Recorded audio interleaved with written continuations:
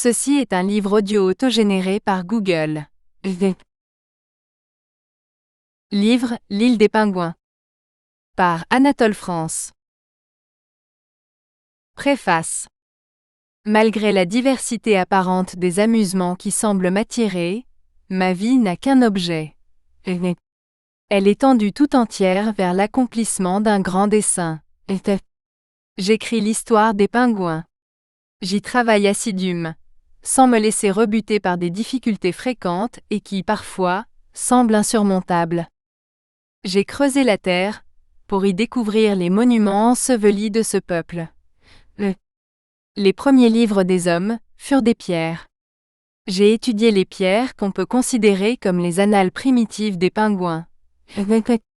J'ai fouillé sur le rivage de l'océan un tumulus inviolé. J'y ai trouvé, selon la coutume, des haches de silex, des épées de bronze, des monnaies romaines, et une pièce de 20 sous à l'effigie de Louis-Philippe Ier, roi des Français. Pour les temps historiques, la chronique de Johannes Talpa, religieux du monastère de Bergorden, me fut d'un grand secours. Je m'y abreuvai d'autant plus abondamment qu'on ne découvre point d'autres sources de l'histoire pingouine dans le haut Moyen Âge. Nous sommes plus riches à partir du XIIIe siècle, plus riches et non plus heureux. Il est extrêmement difficile d'écrire l'histoire. On ne sait jamais au juste comment les choses se sont passées, et l'embarras de l'historien s'accroît avec l'abondance des documents.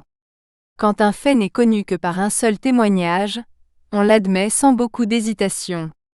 Les perplexités commencent lorsque les événements sont rapportés par 2 ou plusieurs témoins, car leurs témoignages sont toujours contradictoires et toujours inconciliables. Sans doute les raisons scientifiques de préférer un témoignage à un autre sont parfois très fortes. Elles ne le sont jamais assez pour l'emporter sur nos passions, nos préjugés, nos intérêts, ni pour vaincre cette légèreté d'esprit commune à tous les hommes graves. En sorte que nous présentons constamment les faits d'une manière intéressée ou frivole. J'allais confier à plusieurs savants archéologues et paléographes de mon pays, et des pays étrangers, les difficultés que j'éprouvais à composer l'histoire des pingouins. J'essuyais leur mépris. Ils me regardèrent avec un sourire de pitié qui semblait dire : est-ce que nous écrivons l'histoire, nous ? Est-ce que nous essayons d'extraire d'un texte, d'un document, la moindre parcelle de vie ou de vérité ? Nous publions les textes purement et simplement. Nous nous en tenons à la lettre. La lettre est seule appréciable et définie. L'esprit ne l'est pas, les idées sont des fantaisies. Il faut être bien vain pour écrire l'histoire, il faut avoir de l'imagination. Tout cela était dans le regard et le sourire de nos maîtres en paléographie, et leur entretien me décourageait profondément. Un jour qu'après une conversation avec un sigillographe éminent, j'étais plus abattu encore que d'habitude, je fis soudain cette réflexion. Je pensais. Pourtant, il est des historiens, la race n'en est point entièrement disparue. On en conserve 5 ou 6 à l'Académie des sciences morales. Ils ne publient pas de texte, ils écrivent l'histoire. Ils ne me diront pas cela, qu'il faut être vain pour se livrer à ce genre de travail. Cette idée releva mon courage. Le lendemain, comme on dit, ou lendemain comme on devrait dire, je me présentai chez l'un d'eux, vieillard subtil. « Je viens, monsieur, lui dis-je, vous demander les conseils de votre expérience. Je me donne grand mal pour composer une histoire, et je n'arrive à rien. » Il me répondit, en haussant les épaules. « À quoi bon, mon pauvre monsieur, vous donner tant de peine, et pourquoi composer une histoire, quand vous n'avez qu'à copier les plus connus, comme c'est l'usage. Si vous avez une vue nouvelle, une idée originale, si vous présentez les hommes et les choses sous un aspect inattendu, vous surprendrez le lecteur. Et le lecteur n'aime pas à être surpris. Il ne cherche jamais dans une histoire que les sottises qu'il sait déjà. Si vous essayez de l'instruire, vous ne ferez que l'humilier et le fâcher. Ne tentez pas de l'éclairer, il criera que vous insultez à ses croyances. Les historiens se copient les uns les autres. Il s'épargne ainsi de la fatigue, et évite de paraître outrecuidant. Imitez-les, et ne soyez pas original. Un historien original est l'objet de la défiance, du mépris et du dégoût universel. Croyez-vous, monsieur, ajouta-t-il, que je serais considéré, honoré comme je suis, si j'avais mis dans mes livres d'histoire des nouveautés? Et qu'est-ce que les nouveautés? Des impertinences. Il se leva. Je le remerciai de son obligeance et gagnai la porte. Il me rappela. Un mot encore. Si vous voulez que votre livre soit bien accueilli, ne négligez aucune occasion d'y exalter les vertus sur lesquelles reposent les sociétés, le dévouement à la richesse, les sentiments pieux, et spécialement la résignation du pauvre, qui est le fondement de l'ordre. Affirmez, monsieur, que les origines de la propriété, de la noblesse, de la gendarmerie seront traitées dans votre histoire, avec tout le respect que méritent ces institutions. Faites savoir que vous admettez le surnaturel quand il se présente. À cette condition, vous réussirez dans la bonne compagnie. J'ai médité ces judicieuses observations, et j'en ai tenu le plus grand compte. Je n'ai pas à considérer ici les pingouins, avant leur métamorphose. Ils ne commencent à m'appartenir qu'au moment où ils sortent de la zoologie, pour entrer dans l'histoire et dans la théologie. Ce sont bien des pingouins que le grand Saint Maël changea en hommes, encore faut-il s'en expliquer, car aujourd'hui le terme pourrait prêter à la confusion. Nous appelons pingouin, en français, un oiseau des régions arctiques appartenant à la famille des alcidés. Nous appelons manchot le type des sphénicidés, habitant les mers antarctiques. Ainsi fait par exemple M.G. Lecointe, dans sa relation du voyage de la Belgica. Note G. Lecointe au pays des manchots. Bruxelles 1904, -8°. De tous les oiseaux qui peuplent le détroit de Gerlache, dit-il, les manchots sont certes les plus intéressants. Ils sont parfois désignés, mais improprement, sous le nom de pingouins du Sud. Le docteur J.B. Charcot affirme au contraire que les vrais et les seuls pingouins sont ces oiseaux de l'Antarctique, que nous appelons manchots, et il donne pour raison qu'ils reçurent des Hollandais, parvenus, en 1598, au cap Magellan, le nom de pingüinos, à cause sans doute de leur graisse. Mais si les manchots s'appellent pingouins, comment s'appelleront désormais les pingouins? Le docteur J.B. Charcot ne nous le dit pas, et il n'a pas l'air de s'en inquiéter le moins du monde. Note J.B. Charcot, Journal de l'expédition antarctique française 1903-1905. Paris, -8°. Eh bien, que ces manchots deviennent ou redeviennent pingouins, c'est à quoi il faut consentir. En les faisant connaître, il s'est acquis le droit de les nommer. Du moins qu'ils permettent aux pingouins septentrionaux de rester pingouins. Il y aura les pingouins du Sud et ceux du Nord, les Antarctiques et les Arctiques, les alcidés ou vieux pingouins, et les sphénicidés ou anciens manchots. Cela embarrassera peut-être les ornithologistes soucieux de décrire et de classer les palmipèdes. Ils se demanderont, sans doute, si vraiment un même nom convient à deux familles, qui sont aux deux pôles l'une de l'autre, et diffèrent par plusieurs endroits, notamment le bec, les ailerons et les pattes. Pour ce qui est de moi, je m'accommode fort bien de cette confusion. Entre mes pingouins et ceux de M.J.B. Charcot, quelles que soient les dissemblances, les ressemblances apparaissent plus nombreuses et plus profondes. Ceux-ci comme ceux-là se font remarquer par un air grave et placide, une dignité comique, une familiarité confiante, une bonhomie narquoise, des façons à la fois gauches et solennelles. Les uns et les autres sont pacifiques, abondants en discours, avides de spectacles, occupés des affaires publiques, et peut-être, un peu jaloux des supériorités. Mes hyperboréens ont à vrai dire, les ailerons, non point squameux, mais couverts de petites pennes. Bien que leurs jambes soient plantées un peu moins en arrière que celles des méridionaux, ils marchent de même, le buste levé, la tête haute, en balançant le corps d'une aussi digne façon, et leur bec sublime, os sublime, n'est pas la moindre cause de l'erreur où tomba l'apôtre, quand il les prit pour des hommes. Le présent ouvrage appartient, je dois le reconnaître, au genre de la vieille histoire, de celle qui présente la suite des événements dont le souvenir s'est conservé, et qui indique, autant que possible, les causes et les effets, ce qui est un art plutôt qu'une science. On prétend que cette manière de faire ne contente plus les esprits exacts, et que l'antique Clio passe aujourd'hui pour une diseuse de sornettes. Et il pourra bien y avoir, à l'avenir, une histoire plus sûre, une histoire des conditions de la vie, pour nous apprendre ce que tel peuple, à telle époque, produisit et consomma dans tous les modes de son activité. Cette histoire sera non plus un art, mais une science, et elle affectera l'exactitude qui manque à l'ancienne. Mais pour se constituer, elle a besoin d'une multitude de statistiques qui font défaut jusqu'ici chez tous les peuples, et particulièrement chez les pingouins.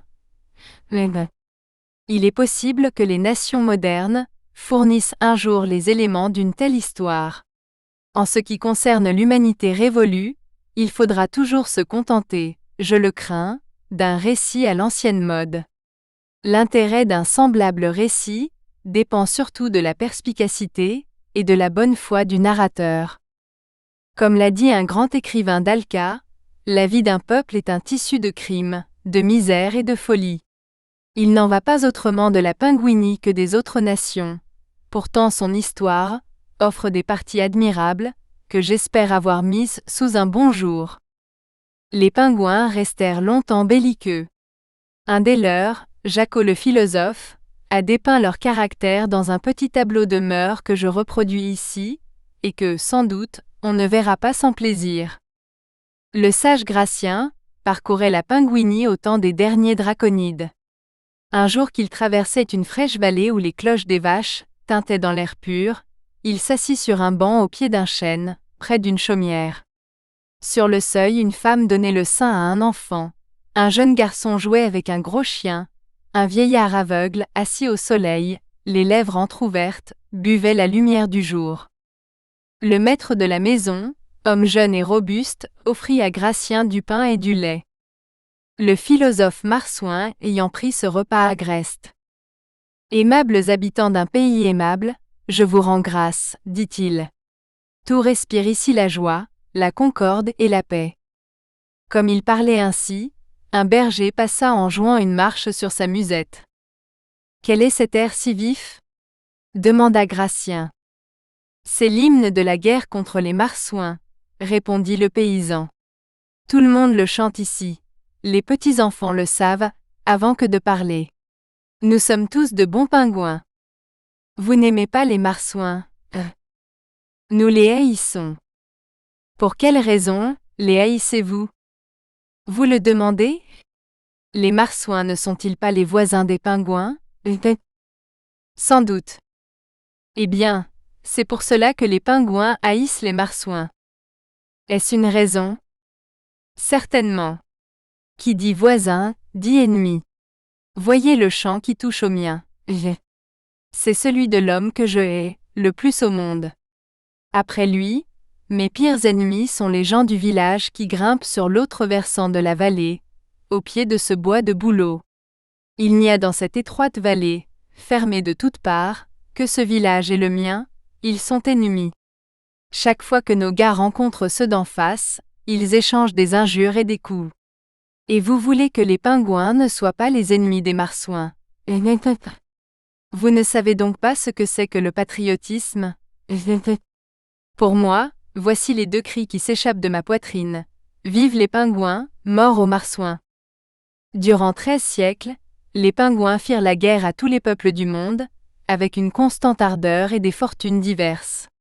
Puis en quelques années, ils se dégoûtèrent de ce qu'ils avaient si longtemps aimé, et montrèrent pour la paix une préférence très vive, qu'ils exprimaient avec dignité, sans doute, mais de l'accent le plus sincère. Leurs généraux s'accommodèrent fort bien de cette nouvelle humeur, toute leur armée, officiers, sous-officiers et soldats, conscrits et vétérans, se firent un plaisir de s'y conformer. Ce furent les gratte-papiers, les rats de bibliothèque qui s'en plaignirent, et les cul-de-jatte qui ne s'en consolèrent pas.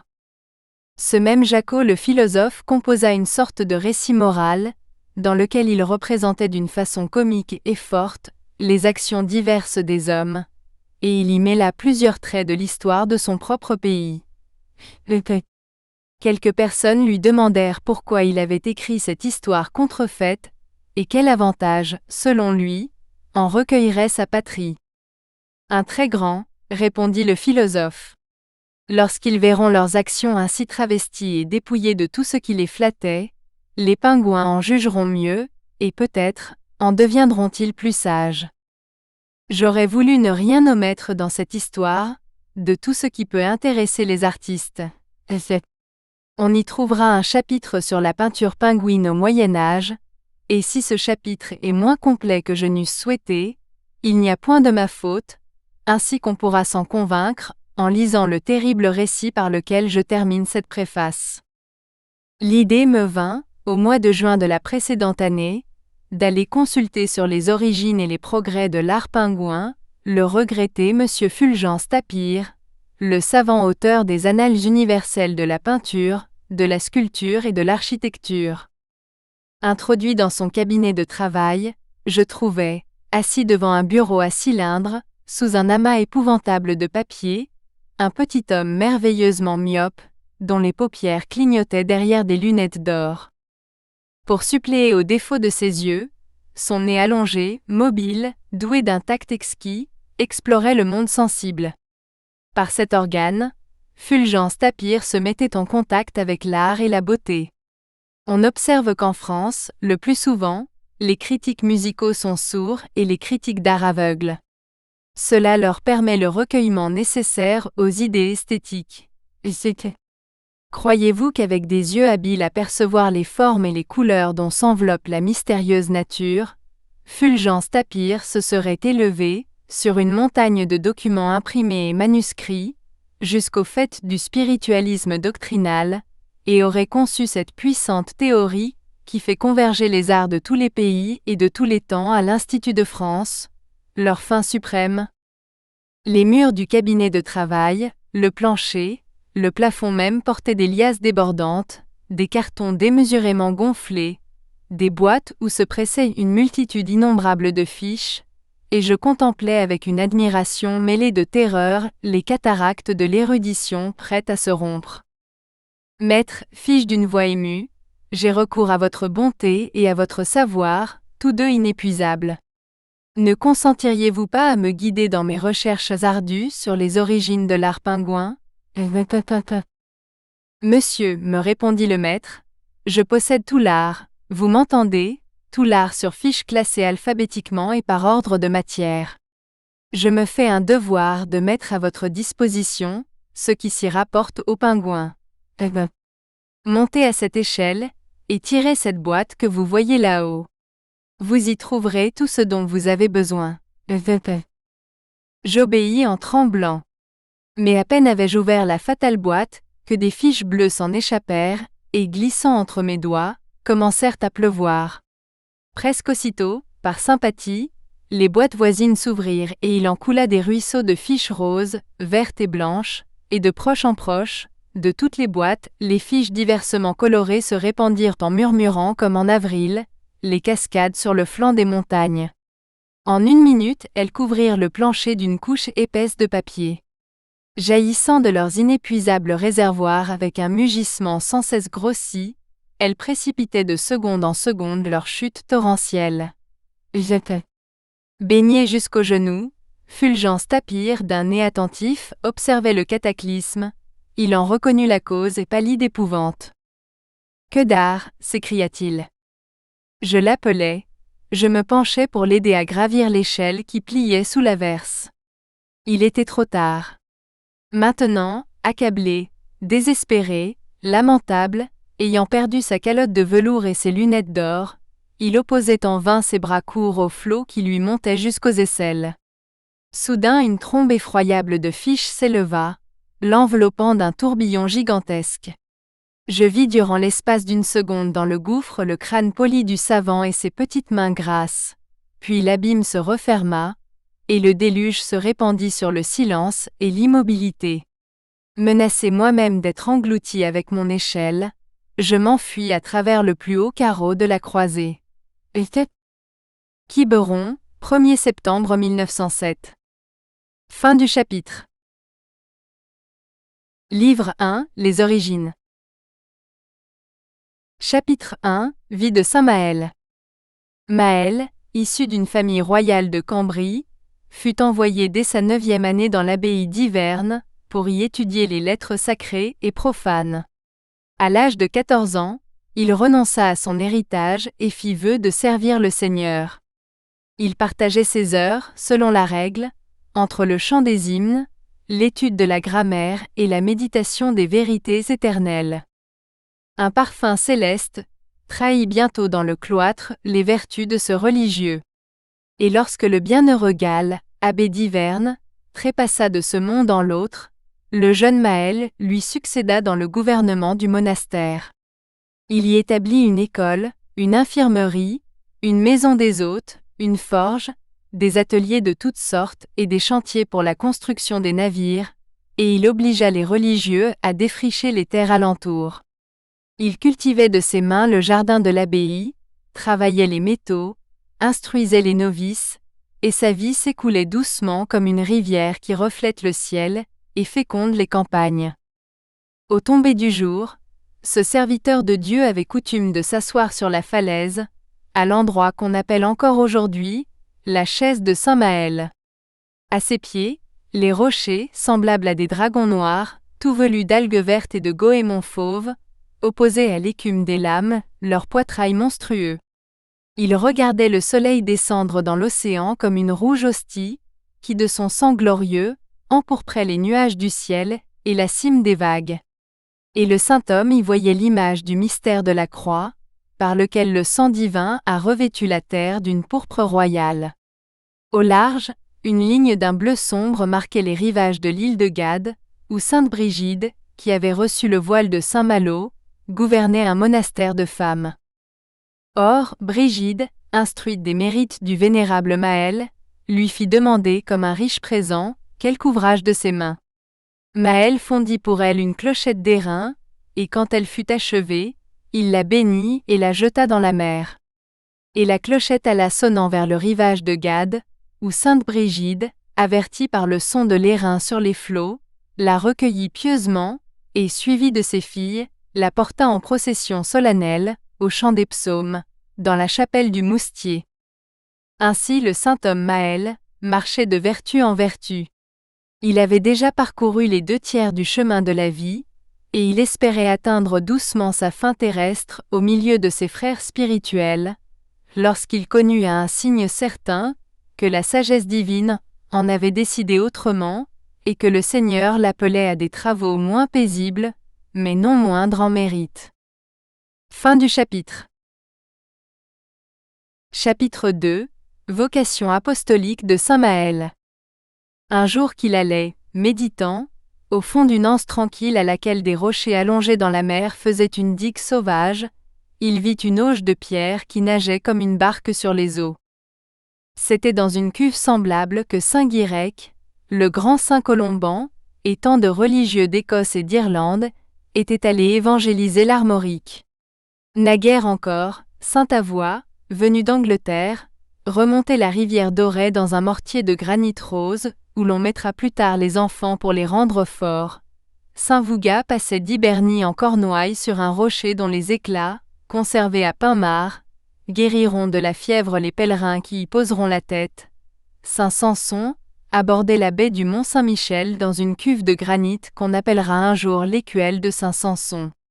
C'est pourquoi, à la vue de cette auge de pierre, le saint homme Maël comprit que le Seigneur le destinait à l'apostolat des païens, qui peuplaient encore le rivage et les îles des Bretons.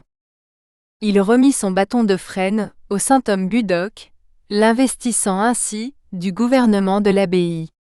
Puis, muni d'un pain, d'un baril d'eau douce et du livre des saints évangiles, il entra dans l'auge de pierre, qui le porta doucement à l'île d'Ouédic.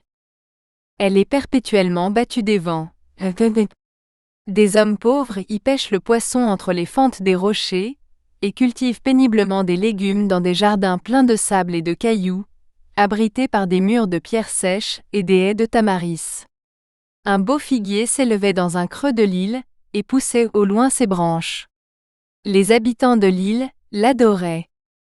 Et le saint homme Maël leur dit: Vous adorez cet arbre, parce qu'il est beau. C'est donc que vous êtes sensibles à la beauté. Or, je viens vous révéler la beauté cachée. Et il leur enseigna l'Évangile. Et après les avoir instruits, il les baptisa par le sel et par l'eau. Les îles du Morbihan étaient plus nombreuses en ce temps-là qu'aujourd'hui. Car depuis lors, beaucoup se sont abîmés dans la mer. Saint Maël en évangélisa 60. Puis, dans son auge de granit, il remonta la rivière Dorey. Et après 3 heures de navigation, il mit pied à terre devant une maison romaine. Du toit s'élevait une fumée légère. Le saint homme franchit le seuil sur lequel une mosaïque représentait un chien, les jarrets tendus et les babines retroussées. Il fut accueilli par 2 vieux époux, Marcus Combabus et Valeria Mourens, qui vivaient là du produit de leur terre. Autour de la cour intérieure, régnait un portique dont les colonnes étaient peintes en rouge depuis la base jusqu'à mi-hauteur. Une fontaine de coquillages s'adossait au mur, et sous le portique s'élevait un autel, avec une niche où le maître de cette maison avait déposé de petites idoles de terre cuite, blanchies au lait de chaux. Les unes représentaient des enfants ailés, les autres Apollon ou Mercure, et plusieurs étaient en forme d'une femme nue qui se tordait les cheveux. Mais le saint homme Maël, observant ces figures, découvrit parmi elles l'image d'une jeune mère, tenant un enfant sur ses genoux. Aussitôt il dit, montrant cette image: Celle-ci est la Vierge, Mère de Dieu. Le poète Virgile l'annonça en carme sibyllin avant qu'elle ne fût née, et d'une voix angélique, il chanta Jam, Redis et Virgo. Et l'on fit d'elle dans la gentilité des figures prophétiques, telles que celle-ci, que tu as placée, ô Marcus, sur cet autel. Et sans doute elle a protégé tes lards modiques. C'est ainsi que ceux qui observent exactement la loi naturelle se préparent à la connaissance des vérités révélées. Marcus Combabus et Valeria Mourens, instruits par ce discours, se convertirent à la foi chrétienne. Ils reçurent le baptême avec leur jeune affranchi, Caelia Vitella, qui leur était plus cher que la lumière de leurs yeux. Tous leurs colons renoncèrent au paganisme et furent baptisés le même jour.